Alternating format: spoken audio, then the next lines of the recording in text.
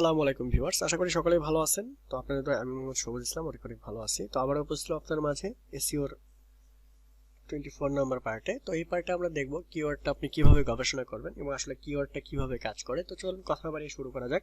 আর আপনি যদি first time visit করে থাকেন তাহলে অবশ্যই একটা রিকোয়েস্ট থাকবে সাবস্ক্রাইব করার জন্য, এবং যদি সাবস্ক্রাইব করে থাকেন তাহলে অসংখ্য ধন্যবাদ।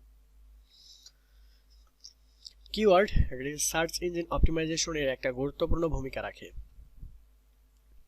আপনার ওয়েবসাইটটি যে বিষয়ের উপর সেই ধরনের কিওয়ার্ড নিয়ে আপনাকে ভাবতে হবে।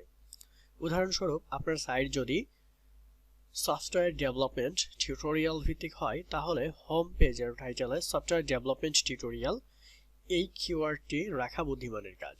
মানে এক কথায় এটুকুতে বোঝা যাচ্ছে যে আপনার ওয়েবসাইটটা যেই কাজের উপরে নির্দিষ্ট করে দেওয়া হবে, আসলে সেই কাজের উপরে ভিত্তি করেই একটা কিওয়ার্ড আপনাকে নির্ধারণ করতে হবে, যে কিওয়ার্ডের মাধ্যমে আপনাদের ভিজিটর দেখতে পারবে যে আসলে এই কিওয়ার্ডের মাধ্যমে এই ওয়েবসাইটটাই নির্দিষ্টটা পাওয়া গেছে।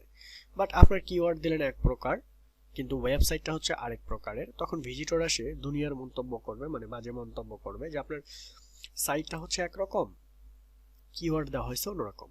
ওকে, যদি কেউ সফটওয়্যার ডেভেলপমেন্ট শিখতে চায় তাহলে সে কোন কোন শব্দগুলোকে লিখে সার্চ দিতে পারে এটা আপনাকে ভাবতে হবে, এবং সেই শব্দগুলি আপনার সাইটে হোম পেজে টাইটেলে সাইটের হেডিং টাইটেলগুলিতে শব্দগুলি রাখতে হবে।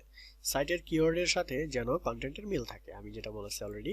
সো কন্টেন্ট এবং টাইটেল দুটো মিল থাকতে হবে, তা না হলে আপনার ভিজিটর আসবে ঠিকই, আসার পরে তারা এখান থেকে ভিজিট না করে চলে যাবে, ভিজিট করার পরে কয়েক সেকেন্ড থাকার পরে চলে যাবে।